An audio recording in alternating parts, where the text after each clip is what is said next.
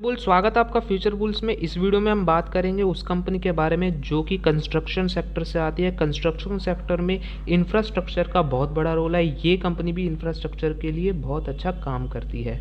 तो जैसे कि हम इसके बिजनेस की बात करें तो उसमें ये बायो एनर्जी जैसा बिजनेस करती है जिसमें एथेनॉल ब्लेंडिंग होती है।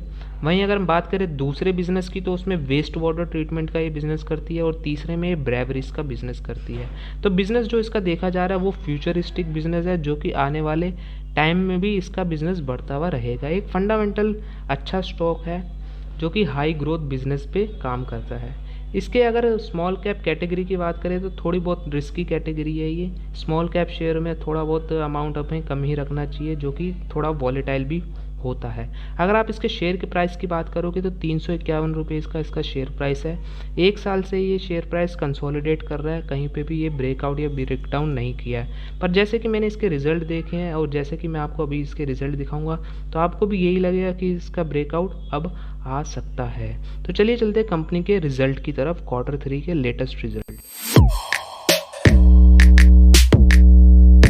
तो जैसे कि आप देख सकते हैं हम आ चुके कंसोलिडेट रिजल्ट पे। रुपीज इन करोड़ में डाटा को शो किया गया है। सबसे पहले हम बात करेंगे इसकी इनकम के बारे में।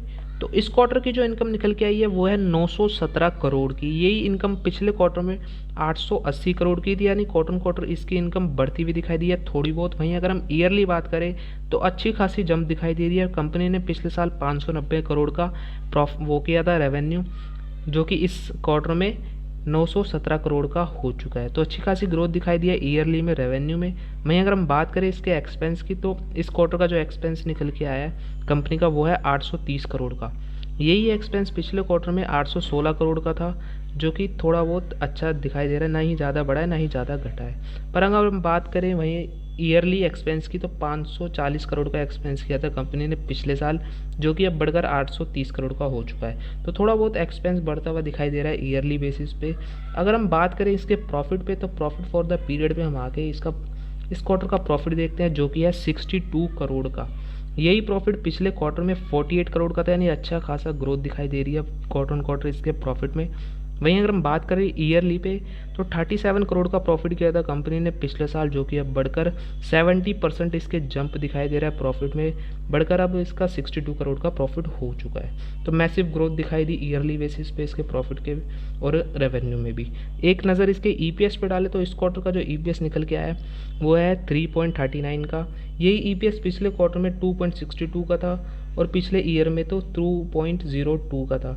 तो अच्छा खासा ग्रोथ में ईपीएस भी चल रहा है। तो जैसे कि आपने कंपनी के रिजल्ट देखे, अच्छे ही आए हैं मेरे ख्याल से और आपको भी अच्छे ही लगे होंगे। प्रॉफिट और रेवेन्यू के मामले में देखा जाए तो ईयरली इसके अच्छे खासे इनकम और प्रॉफिट हो रहे हैं। लॉन्ग टर्म के लिए अगर आपको इसमें इन्वेस्टमेंट करनी है, मैंने कहा लॉन्ग टर्म के लिए, क्योंकि ये स्मॉल कैप शेयर है, वॉलेटिलिटी होती रहती है हर शेयर में, तो स्मॉल कैप में कुछ ज़्यादा ही होती है। इसलिए मैं कहूँगा कि लॉन्ग टर्म में के लिए ही इसमें इन्वेस्ट करना, और इन्वेस्ट करो तो एक अगर आपके लिए ये नया शेयर होगा, जैसे कि आप इसको पहली बार ही देखे हो और आपका लेने का मन है, तो उसमें छोटा ही अमाउंट से इन्वेस्ट करना, क्योंकि आपको भी इसके लिए एनालिसिस इसमें करना बहुत ज़रूरी होगा। तो चलिए, आपको जैसे कि ये शेयर देखने को मिला, अगर आपको पसंद आए हो तो प्लीज़ वीडियो को ज़रूर लाइक कीजिएगा और ऐसे ही शेयर्स के बारे में जानने के लिए हमारे चैनल को सब्सक्राइब ज़रूर कीजिएगा। तो मिलते हैं अगली वीडियो में अगले रिजल्ट के साथ और अगले स्टॉक के साथ। चलिए बाय बाय।